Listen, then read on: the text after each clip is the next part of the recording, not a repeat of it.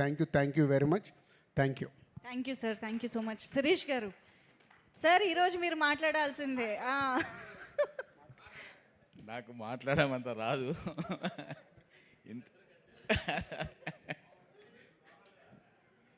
ఇంతటి పెద్ద విజయాన్ని అందించిన తెలుగు ప్రేక్షకులకు మొదట థ్యాంక్స్.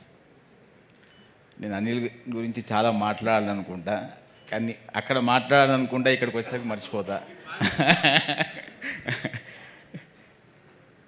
అనిల్, ఫస్ట్ నేను థ్యాంక్స్ చెప్పాల్సింది ఎన్టీఆర్ ఆర్ట్స్ హరి గారికి.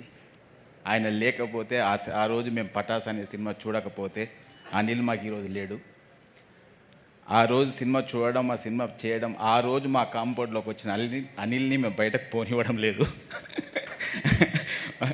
మేమంటే అంత ఇష్టమేమో, ఆయన కూడా పోవాలనుకోవడం లేదు. ఫస్ట్ ఆయనకు థ్యాంక్స్ చెప్పాలి. ఆయన లేకపోతే ఈరోజు యాజ్ అండ్ టుడే ఈరోజు మేము లేం. బికాస్ మాకు జరిగిన ప్రాబ్లంకి ఎప్పుడు అనేవాడు అనిల్, సినిమా షూటింగ్ జరుగుతున్నప్పుడల్లా, సార్ ఈ సినిమా మీ టోటల్ ప్రాబ్లం సాల్వ్ చేస్తుంది అని. పైన తదాస్తు దేవతలు అన్నారేమో, నిజమేమో, ఈరోజు నిజమైంది. మేం బావిలో పడిపోతున్నామని ఎంతమంది సంతోషపడుతున్నా, అక్కడ పడ్డామనే లోపలనే పక్కన చూసుకుంటే వాళ్ళ పక్కన ఉన్నాం. ఆ credit goes to only Anil. Thank you very much Anil. Venkatesh గారు నిర్మాతల హీరో, ఆయన ఎప్పుడు ఇలా కాలర్ ఎగిరేస్తూ నడుస్తుంటాడు.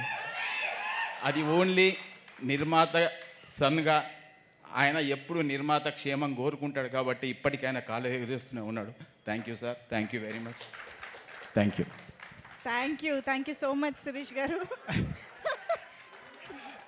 సో నెక్స్ట్ నుంచి నేను మాట్లాడడం తగ్గియాలి, సిరీస్ స్టార్ట్ చేయాలి. సో థ్యాంక్ యూ జీవి గారు.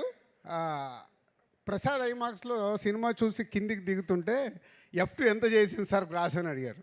130, 140 ఏదో ఉందండి అని. ఇది 200+ సార్ అని మార్నింగ్ షో అవగానే చెప్పిన జీవి గారికి థ్యాంక్ యూ అండి. అంటే ఒక మీడియా పర్పస్ పాయింట్ ఆఫ్ వ్యూలో ఒక సినిమా చూసినప్పుడు ఇది 200 కోట్ల సినిమా అవుద్దని మొదటి షోకే చెప్పారు. Thank you. అది నిజం అవ్వబోతుంది. So thank you very much మీకు.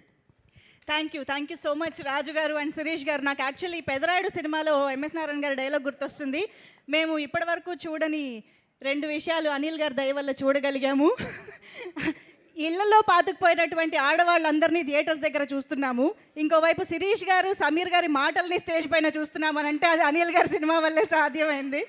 సో మరి ఎస్, సంక్రాంతి